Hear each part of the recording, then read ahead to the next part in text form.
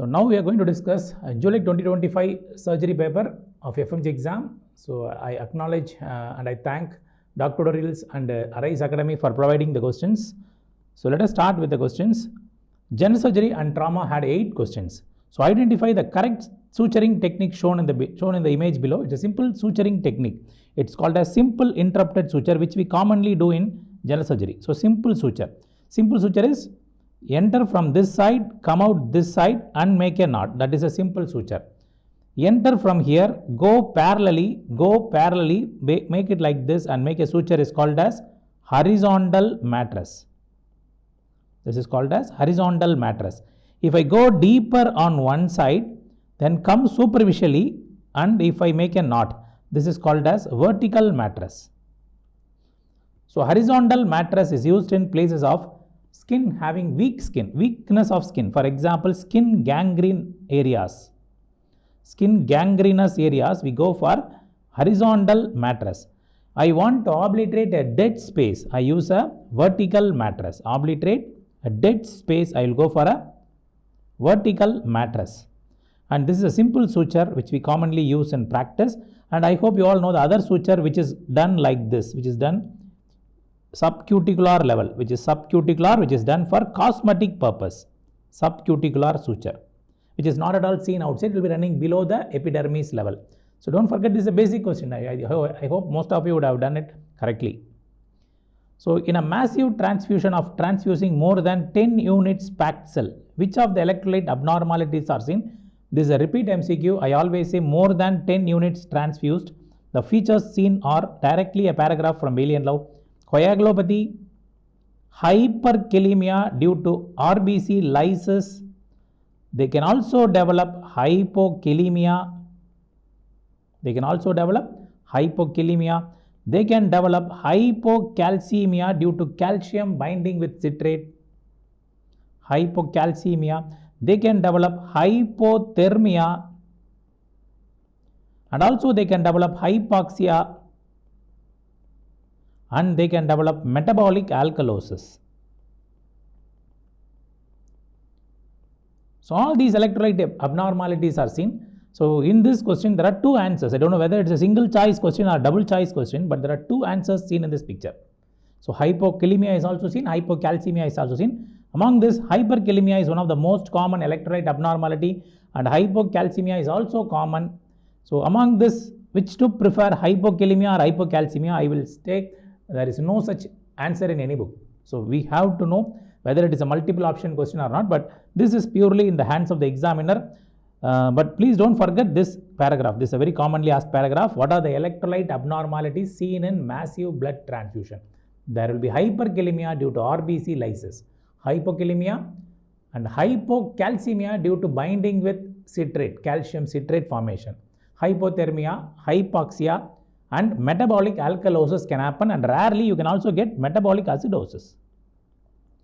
So all these are various features of massive blood transfusion. So damage control surgery is an emergency surgery done in patients who are having the deadly triad of trauma. People who are having deadly triad of trauma, what is deadly triad?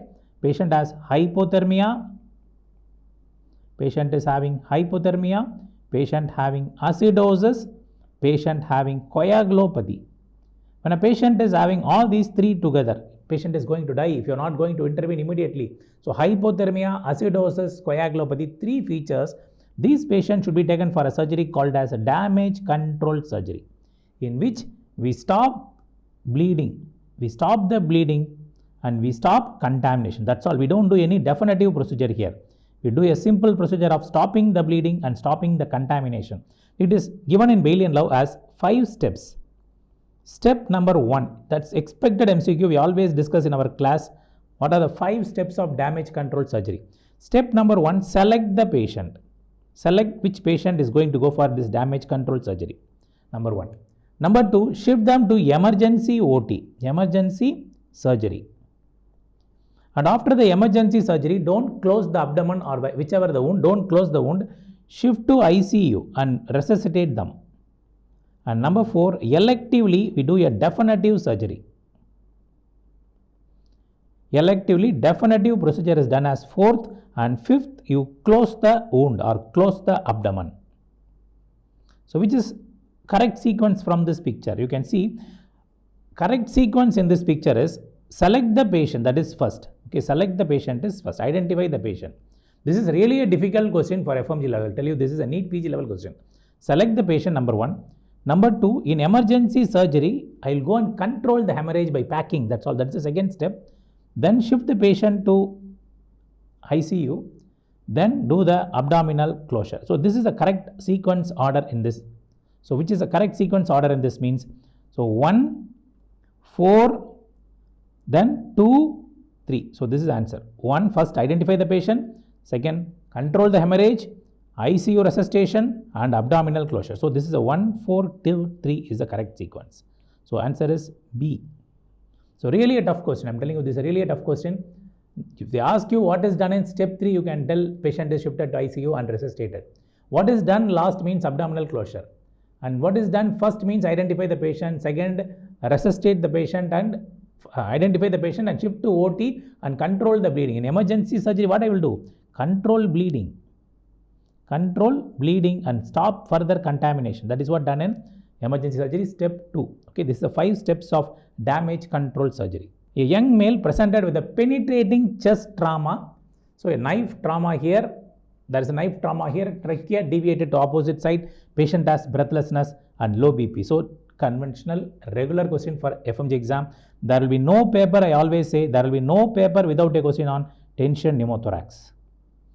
A patient developed a tension pneumothorax having low BP and breathlessness.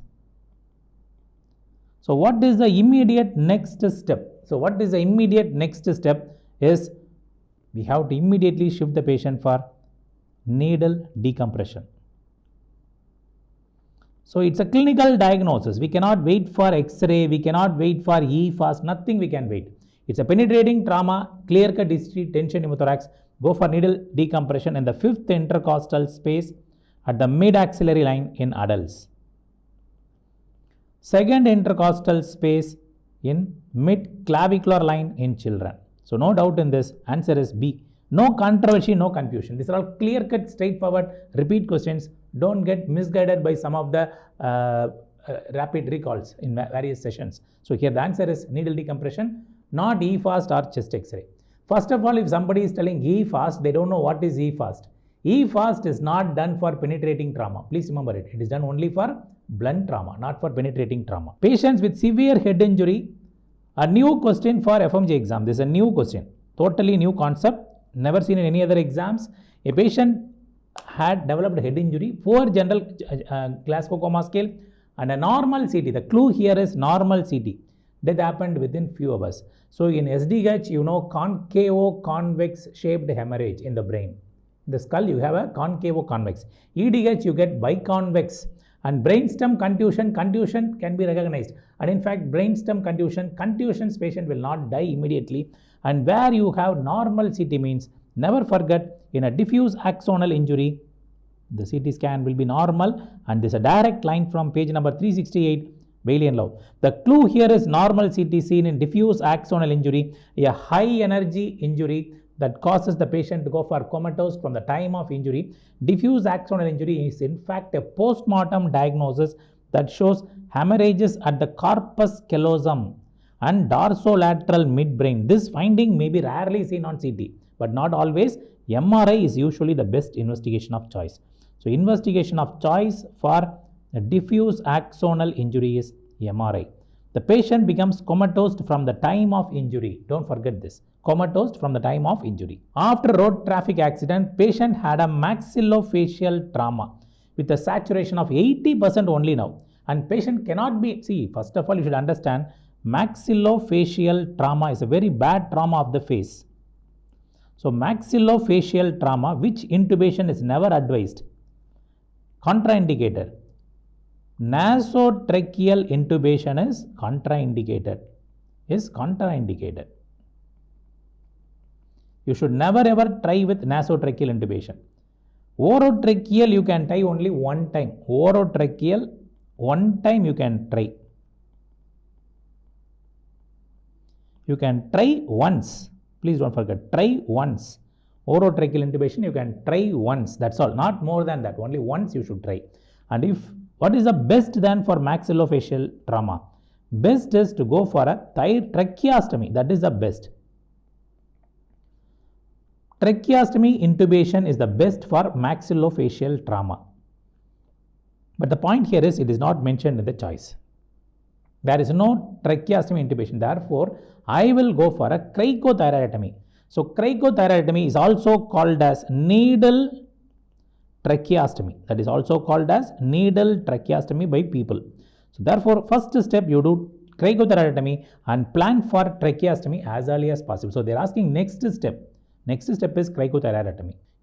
A child comes stable with vitals stable, big laceration on the leg.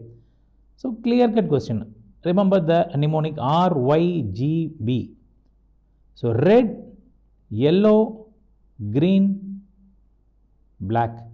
So, red is an immediate emergency. We have to treat immediately within 30 minutes time.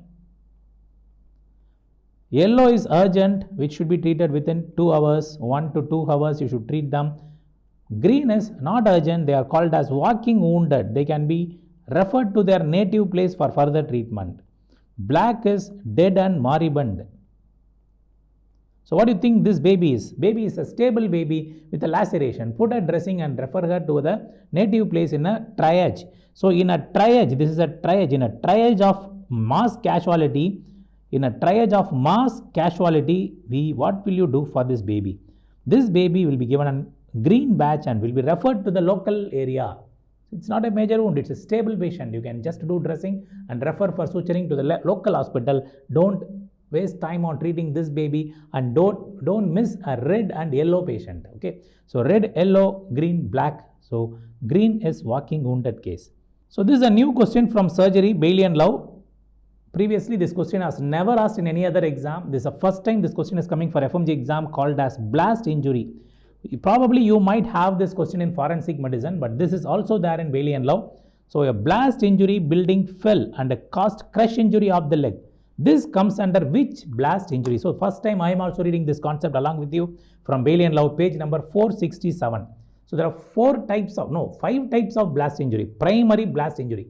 Just think you are standing in a bomb blast area. Primary blast injury. The high pressure of air coming will come and strike your eardrum, lungs, intestine. That is called as primary blast injuries due to over pressure happening in that area. Secondary blast injuries, this is a bomb. This bomb is bursting. No, the fragments of the bomb will spread everywhere and it will penetrate all over your body. It will penetrate just like everywhere. It can cause penetrating injury by the damaged particles of the bomb. So it is by the fragments that are accelerated causing penetrating injuries anywhere in the body is secondary. So primary is the air wave. Secondary is the particles of the bomb. Tertiary is due to gross objects of the person. For example, if I am thrown and I am hitting on a tree, I will get an injury. Or a tree falls on my leg, or some other object in this room fall on my body. That is called as tertiary blast injury. I used to call this as third party injury. Somebody injures. So that is usually a blunt and crush injury and a traumatic amputation. So primary, overpressure. Secondary, particles of the bomb. Tertiary, third party.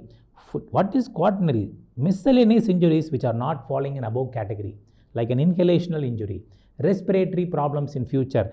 Quaternary injury is sometimes the bomb particles are mixed with biological substances or radionucleotide substance that causing radiation sickness.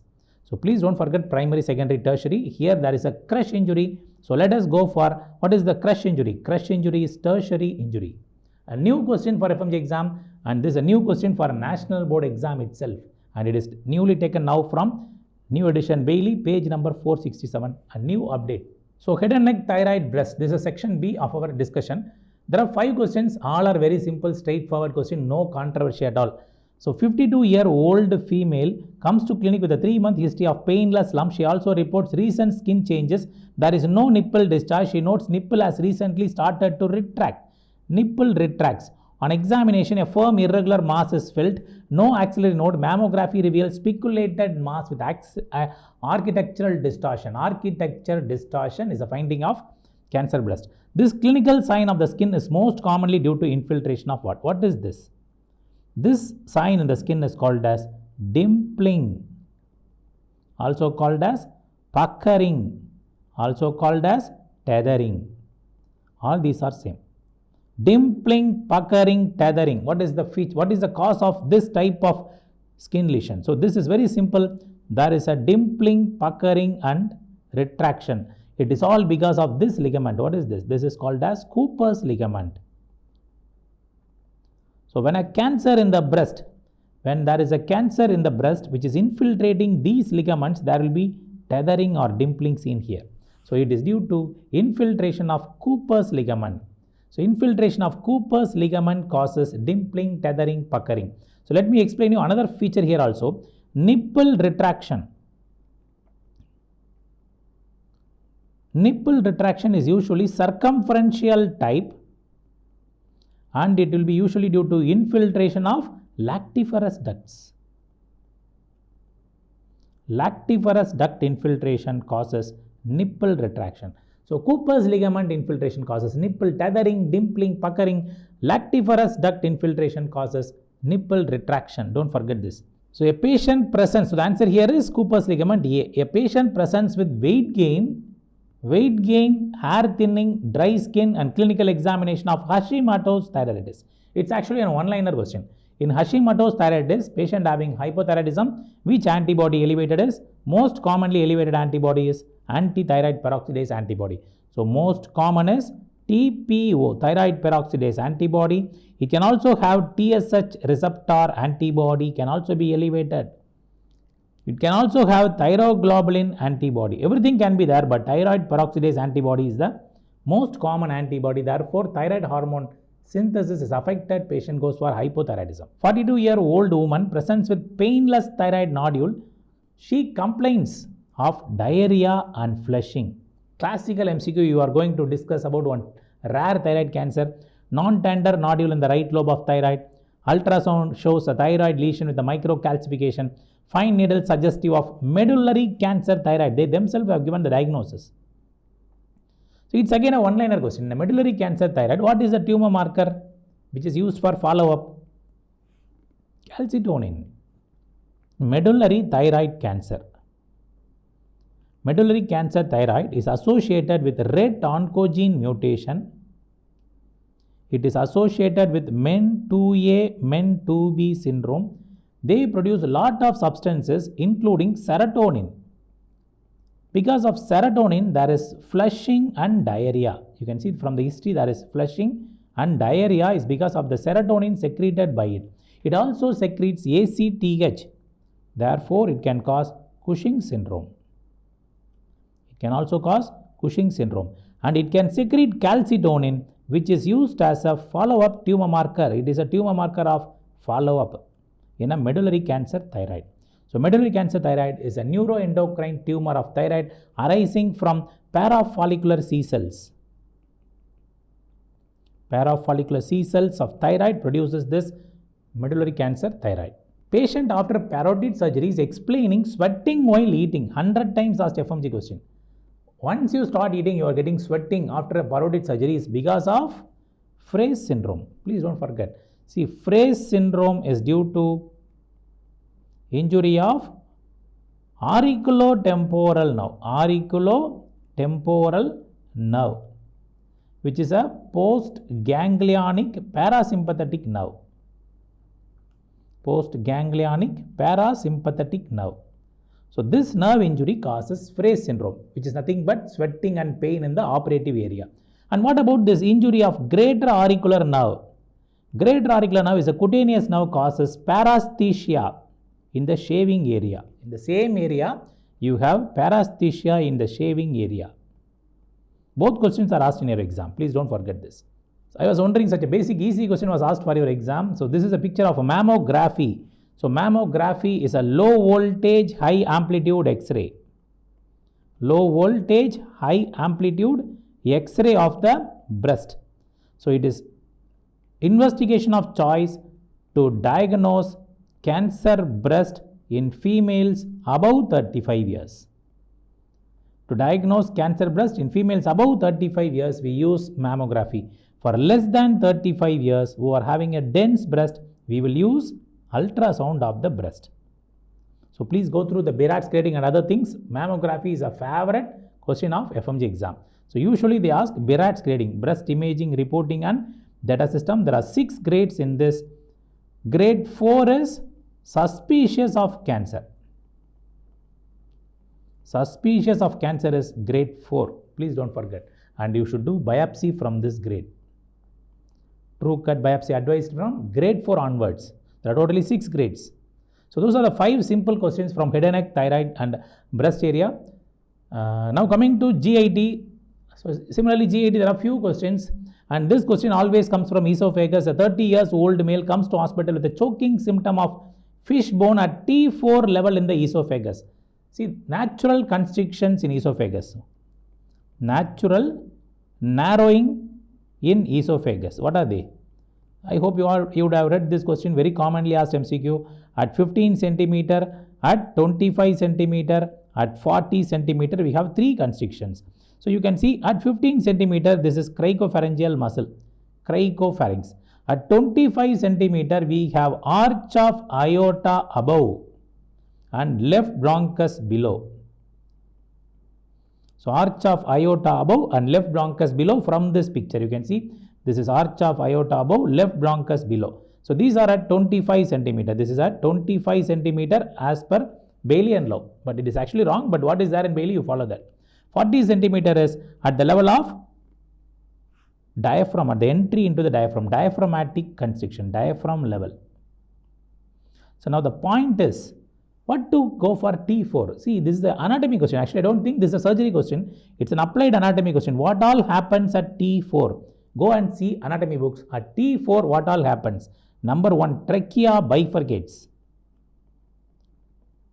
Thoracic vertebra, T4, trachea bifurcates. Arch of aorta crosses. And thoracic duct crosses. So thoracic duct crosses from right to left, arch of aorta crosses from right to left, trachea bifurcates, all happens at T4. So let me go with arch of aorta. At the level of T4, there is a narrowing, there is a choking sensation by the bone. This is a very simple question. 16 years boy presented with multiple episodes of abdominal pain, passing of blood in the stools. On examination, is having dark pigmented spots in the lips. That's a clue for you. And mucosa. Endoscopy reveals hamartomatous polyposis. This is a classical Peutz-Jeghers syndrome. So Peutz-Jeghers syndrome is an incurable syndrome. It's an incurable disease. They will never survive more than 30 years. All of them will die before 40 years. So PJS syndrome will have a oral lip melanosis. Oral lip melanosis is a cutaneous marker, and they have lot of cancer, thyroid cancer, breast cancer, gastric cancer, pancreas cancer, whatever you want you put. Peutz-Jeghers syndrome will develop all cancers, and they also develop small bowel polyps called as hamartomatous polyps, most commonly in the jejunum. So as a gastrosurgeon, we receive this patient because of jejunal polyps causing bleeding and intussusception. So the answer here is Peutz-Jeghers syndrome. It's an incurable autosomal dominant condition due to a mutation called as STK11 mutation, chromosome 19. In chromosome 19, STK11 mutation is called as Peutz-Jeghers syndrome. A 2-year boy is brought to emergency department by his parents with a painful swelling in the right scrotum. The parents report that the swelling has been present since birth, but over the past day it has become painful, tense and irreducible. So the examination is tender and skin is erythematous. Swelling is tender and see the boy is having a swelling since birth. The swelling was previously not so painful. It has become painful, tense and irreducible, and the skin is red now. There is also a bulge towards the inguinal region suggesting involvement of inguinal canal. This is a classical strangulated hernia. See, probably the boy was having a inguinal hernia or a congenital hydrocele. So congenital hydrocele or a congenital hernia this boy was having for the past few months or years. In this, what happens is, this is a deep ring, this is superficial ring. The sac which is having communication with the abdominal cavity like this is a sac, and this is a normal spermatic cord structures, and this is a testis. Now what happened, probably he was previously having a small swelling which will have a fluid and which will get reduced, and now probably a bowel has come and it has got strangulated or obstructed. So strangulation means the bowel is going for gangrenous bowel. So immediately I should take this boy for emergency surgery. So emergency surgery. So the clue is painful, tense and irreducible. So irreducible hernia gone for gangrene is mentioned in this choice, called as strangulated hernia. So this is again a repeat question. This question is again a repeat question. Last year itself when this question came, I told you, if the hernia is like a O, it is umbilical hernia. I told you very clearly in the previous discussion video, you can see, if the hernia is like a O, it is an umbilical hernia. If the hernia is like a U, like this or like this, it is called as para-umbilical hernia. It is not umbilical hernia. So please don't forget, this picture given here is not umbilical hernia. It is para-umbilical hernia. You can see the hernia looks like a U. An umbilical hernia will come like a O. But present edition Bailey says there is no terminology called as para-umbilical hernia. So present 28th edition Bailey says, all para-umbilical hernias are now called as umbilical hernia. So therefore, we don't know whether the examiner has taken from 28th edition or 27th edition. The present edition says there is no such terminology hereafter. You no need to use the term para-umbilical. Hereafter, you can use the term umbilical hernia itself for all the hernias around the umbilicus. So all the hernias around the umbilicus, you can call them as umbilical hernia only. There is no need of using a term called as para-umbilical. But best answer from 27th edition, this is answer here. I am mentioning 27th edition based answer. If it is U shape, it is para-umbilical. O shape, it is umbilical. This is the class I took in the previous recall also. A patient is diagnosed with a 4 mm, 8 mm chylolymphatic cyst of the small intestine. I don't think this is 8 millimeter. The probable recalls would have been wrong. It will be 8 centimeter chylolymphatic cyst. So please remember, chylolymphatic cyst is a type of mesenteric cyst. So this is the root of mesentery, and this is the mesentery to which the bowel is attached like this. So this is which the bowel is attached like this. A cyst happening in this mesentery is of two types. The cyst arising from the mesentery like this is called as chylolymphatic cyst, which is a sequestration of lymphatics. If the cyst happens as a duplication from the bowel, it is called as enterogenous cyst. So chylolymphatic cyst, last year FMG question is Tillot's sign was asked for your exam. What is Tillot's sign? See, this is the root of mesentery. If this is a chylolymphatic cyst, I can move it perpendicular to the root of mesentery. I cannot move it like this. So movement perpendicular to the mesentery is called as Tillot's sign. Is called as Tillot's sign, perpendicular to mesenteric root. So here the question is asking, a chylolymphatic cyst, what is the treatment? See, chylolymphatic cyst as an individual blood supply, I can easily cure this by enucleation of the cyst. Just to do enucleation of the cyst, that is enough. If they have mentioned enterogenous cyst, I should go for bowel resection because it has blood supply of the same bowel. Okay, it should be resection and anastomosis. Enterogenous cyst, resection and anastomosis. Chylolymphatic cyst, enucleation is enough. So don't forget this fifth question. Okay, very important question. So there are 5 questions from GAT. Now going to the hepatobiliary system. A patient is diagnosed with a tumor located to the left lobe of liver. Surgeon plans left hemihepatectomy. So what are the segments to be resected? Very simple question, easy question. So the midline is divided by a line called as Cantel's line, which is running at the level of IVC to gallbladder fossa. This line, Cantel's line, runs from IVC to gallbladder fossa. So I can divide the liver into now 2, 3, 4A, 4B. And this is 5, 6, 7, 8. Segment 1 is a separate segment posteriorly, so don't consider it in anything. Segment 1 is caudate lobe. So in this, left hepatectomy, left hemihepatectomy means segments 2, 3, 4A, 4B removed. Right hemihepatectomy means very clear 5, 6, 7, 8 removed. So this is the first time they are asking this hepatectomy type of questions. In future, we may get more deeper questions we have discussed in the app.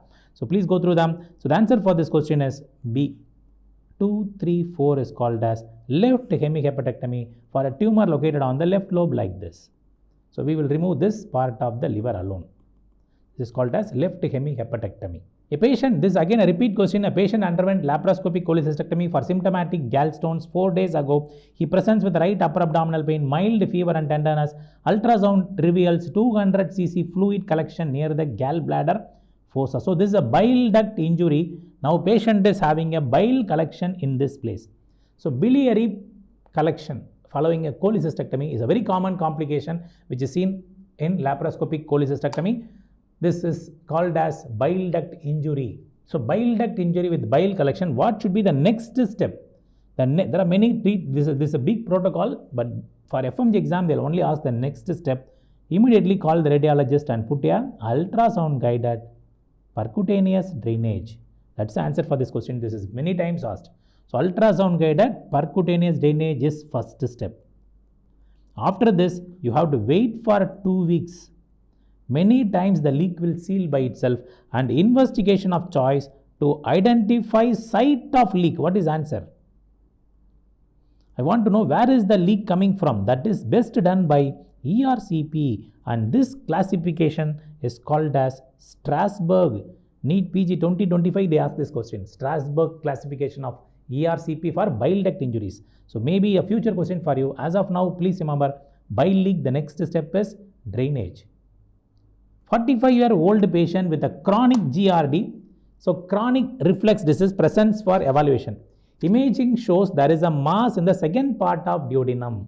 So there is a mass in the second part of the duodenum. So what can be a mass which can produce so much of acid and reflex? So this is typically a gastrinoma triangle, you should know here, called as Passaro triangle. Never forget Passaro triangle.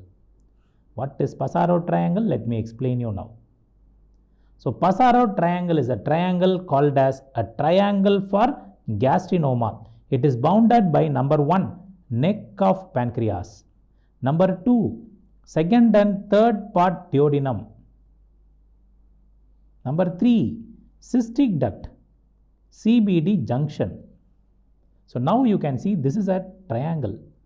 Any lesion in this area will be common site for gastrinoma. So this is a gastrinoma, and this syndrome is called as Zolinger-Ellison syndrome, producing the hormone called as gastrin. So cystic duct, CBD junction, neck of pancreas, second and third part of duodenum. That's a triangle called as Passaro triangle. Please don't forget Passaro triangle, and this syndrome is called as Zolinger-Ellison syndrome.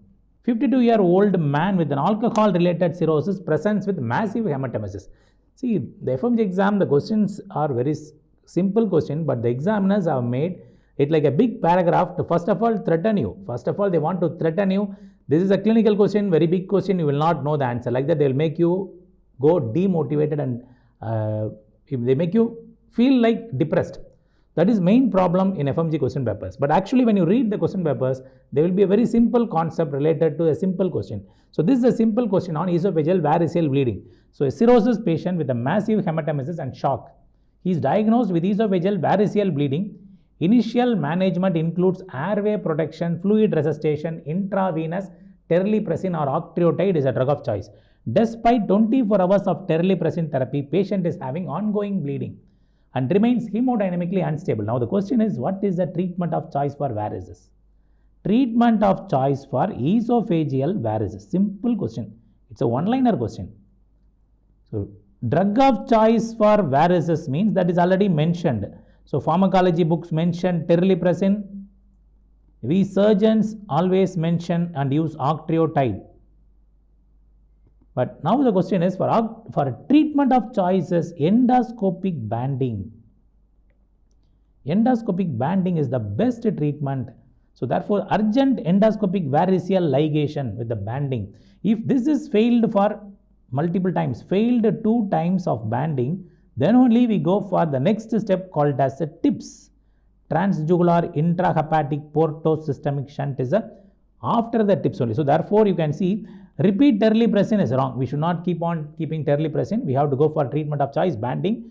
Proceed with the TIPS is not the immediate next step. So labetalol is not a part of management of variceal bleed. So banding is the best treatment and it is the next treatment you should refer the patient to. An intern doctor on emergency duty evaluates 14-year-old boy. So a 14-year-old boy is evaluating on urology, severe pain and swelling in the right testicle. You can immediately come to a conclusion, okay, it is a case of torsion testis. Testis is tender, elevated, cremastic reflex itself is absent. What is the most important appropriate next step means I should confirm within 1 hour. 1 hour time for you. Within 1 hour you should look color Doppler. Within 1 hour do color Doppler and confirm there is a flow present to the testis. If color Doppler is not available, if Doppler not available, directly go for exploration. So if the question has mentioned there is no color Doppler, I would have gone for immediate exploration. But didn't mention anything like that. Most appropriate next step is color Doppler. That is the answer I would prefer in this question. Okay, so answer is A.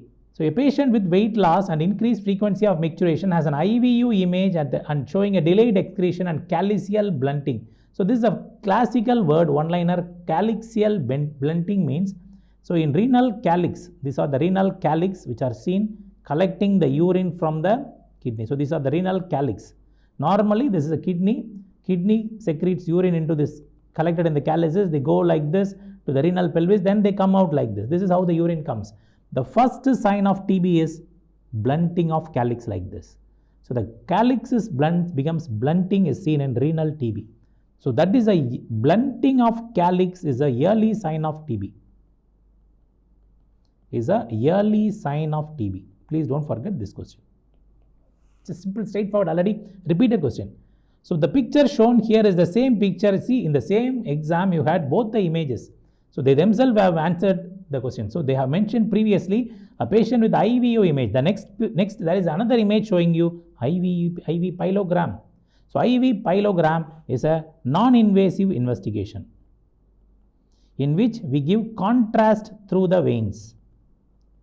Contrast is given through the veins and you just take an X-ray of the kidney, urine, bladder. That's all called as intravenous pyelogram. It will show you the kidney, pelvis, ureter, even up to the bladder you can see in this investigation.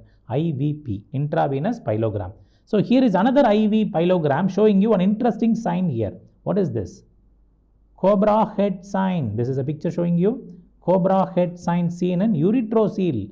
See, uretrocele, there is a cobra head sign. There is so many signs in your book from urology. So don't forget those named signs. Drooping lily sign, where will you get? Drooping lily sign seen in ectopic ureter. Golf hole ureter seen in TB. TB, you get a golf hole. Spider leg appearance seen in polycystic kidney disease. Flower vase appearance seen in horseshoe kidney. Fish hook sign already like this, or reverse J sign seen in retrocaval ureter. So many interesting funny names are there, but regularly they ask you this cobra head seen in uretrocele. This question is already discussed. So identify the image from other specialties. Identify the image over the medial malleolus. The clue here is over the medial malleolus. If you get an ulcer, over the medial malleolus is ulcer is seen with the skin changes are seen. So classically it's a varicose ulcer on the medial malleolus. So neuropathic ulcer is seen on the sole of the foot. Tropic ulcer is also seen on the sole of the foot. Arterial ulcer seen on the dorsum of the foot. So there are classical features for each ulcer. We have discussed in detail about the ulcers in our regular videos. Which of the following is affected in clinical condition shown below? This is a picture showing you a varicose vein. Medial side you get a long saphenous vein, varicose vein. Lateral and posterior is usually short saphenous vein.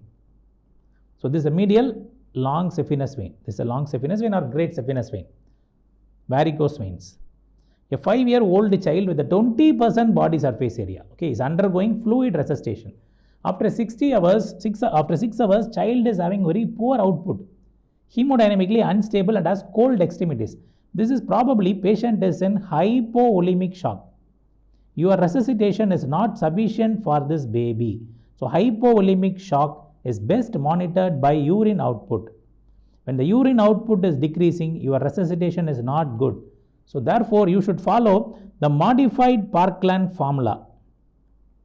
From Bailey and Lowe, the formula given is modified Parkland formula 4 into weight in kilogram into total body surface area is the amount of fluid that should be given in 24 hours. 24 hours, I should give 4 into weight in kilogram into total body surface area, the amount of fluid. In new ATLS guideline, ATLS 10th edition has very clearly given, you can give in another simple formula 10 ml per kilogram body weight per hour. This is also another method. 10 ml per kilogram body weight per hour can be given Ringer lactate or Hartmann solution. Both are more or less same solution, small changes are there. So Ringer lactate or Hartmann solution should be given for the patients. So please remember the best answer here is you cannot wait and you cannot give colloids for first 12 to 24 hours. So avoid colloids for 12 to 24 hours. After 24 hours, I would have given a colloid.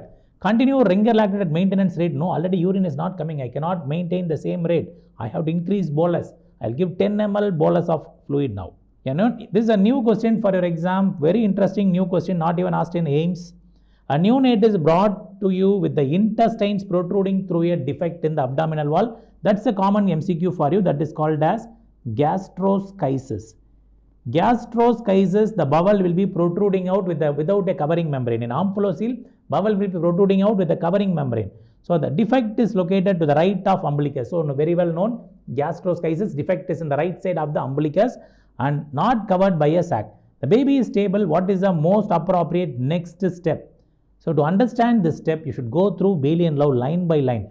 Gastroschisis is a condition with an abdominal wall defect on the right side with angry looking edematous bowel. Sometimes bladder, ovary, stomach, testis also can protrude out. Teenage pregnancy is a risk factor. Smoking is a risk factor. Recreational drugs and genitourinary infection in pregnancy is a risk factor. Vaginal delivery can be done for these babies. They are diagnosed antenatally. Vaginal delivery can be done. After birth, kinking of the mesenteric vessels is avoided and in immediate wrapping of the bowel with a transparent plastic foot wrap called as, this is the next immediate step, called as saran wrap or clinch film along with the wide bore Riles tube and patient shifted to NICU and rest. What is this clinch film or plastic wrap? It is same like what you do for a wrap, no? For a food particle, when you are buying vegetables and all, they will wrap and give, that is this wrap. Same way you wrap the abdomen of the baby now. Put a Riles tube, just wrap the baby and shift to ICU and resuscitate the baby. This is not the treatment of choice. This is just next done to prevent bowel getting exposed to atmosphere and getting into some electrolyte imbalance or any other issue. Just wrap the baby and then you plan for surgery. During surgery, a narrow defect may be widened to prevent bowel going for ischemia. A silo is created as shown and gradual reduction of contents allowed. So during surgery, I will create a silo. This is called as silo. It's like a bag. So all the bowel will be kept in the bag and there will be a plastic silo like this, and slowly the baby grows and the bowel will go inside. So this, meanwhile, the baby will need parenteral nutrition. This is the one option which is followed. Another option is primary closure, which may require general anesthesia. We can push them all inside and close them very tightly. Baby can develop abdominal compartment syndrome. Be careful. So the answer here is cover the intestine with the silo and allow spontaneous resolution is the treatment of choice. That is the treatment of choice. Next step is cover the exposed intestines with a saran plastic wrap is the best answer. So take the baby urgently to operative room for repair is another option. It's also another option but not the treatment of choice. Wait and observe for that is absolutely wrong. So these two we can, among this A or B, I will say B is the next step and saran wrap is the next step. Silo is the best step. And a new question, I have also not discussed this question in our FMG classes before. So this is a new question. So sometimes they'll ask one or two new questions, don't worry about it. So from here onward, this is becoming a old repeat question. Be strong in this concept. 25 years old male with a headache, visual disturbances and hypertension. MRI shows cerebellar hemangioblastoma. Abdomen image reveals cyst in the kidney and a renal solid tumor called as renal cell cancer. His father died of similar problems and died of brain tumor in age of 40. What chromosomal anomaly will have all these features? Which syndrome will have all these features? 1. Hippel-Lindau syndrome. It is due to chromosome 3p mutation. So this is an illustrated image showing you VHL, cerebellar hemangioblastoma, retinar hemangioblastoma, hemangioblastomas in the neural system, pheochromocytoma in the adrenal gland. Pancreas can get neuroendocrine tumor, kidney can get renal cell cancer, and in the epidermis also you can get cyst. So this is one Hippel-Lindau syndrome, a very complicated disease with the running in families. A patient with a burn injury on the arm underwent split thickness skin grafting on 3rd post-op day. So on post-op day 5, during physiotherapy, the patient, when I am doing a physiotherapy like this, patient is developing stiffness and limited range of movement. The graft appears healthy and well defined. So this is a practical question. Graft is normal. When I am doing the movement, it is having difficulty. What should I do? The most appropriate next step is continue physiotherapy without doing any intervention. Just continue physiotherapy. No need to remove the graft. No need to release contracture now. If contracture develops, you will correct the contracture after some time. So remove the graft and regraft wrong, and surgical excision is wrong. Gentle passive extension of the joint under direct visualization of the graft is also not needed. Just do physiotherapy without any intervention, it will become alright. So what is the diagnosis of the patient who had a severe headache and CT film is done shown below? This is a favorite FMG question. Patient having a thunderclap headache with a star-shaped hemorrhage in the brain. This is called as subarachnoid hemorrhage. It is due to subarachnoid hemorrhage, probably a berry aneurysm ruptured. Berry aneurysm ruptured causing subarachnoid. This is a multiple times asked MCQ. There will be no excuse if you make wrong in this question. SIADH is commonly associated with small cell cancer of lungs. Small cell cancer is a neuroendocrine tumor. Therefore, it produces a lot of paraneoplastic syndromes. One is syndrome of inappropriate antidiuretic hormone. It also produces Cushing syndrome due to ACTH. It also produces Eaton-Lambert-Eaton syndrome. Eaton-Lambert-Eaton myasthenic syndrome. So many syndromes are produced by small cell cancer. Very poor prognostic cancer. SIADH, ACTH, Eaton-Lambert syndrome, all these are produced by small cell cancer, a very bad cancer among the lung cancers. Which drug is used in pheochromocytoma in the pre-operative management? Immediately start them on alpha blocker until they develop postural hypotension. Until they develop postural hypotension. You should start them on drug and increase the dose, increase the dose until the phenoxybenzamide dose is causing postural hypotension and nasal stuffiness. That should be the finding. The nasal stuffiness should be there and postural hypotension should be developing. Until then, you should continue alpha blocker, and once these symptoms develop, start them on beta blockers also. Beta blocker started later. After complete alpha blocker, you should start beta blocker to prevent rebound hypertension. Okay, so alpha and beta blocker both are used, but best answer in this picture is phenoxybenzamide first. So other subjects also we had some overlapping questions. Just I will tell you the answers alone. Which of the following genes associated with medullary cancer is red oncogene?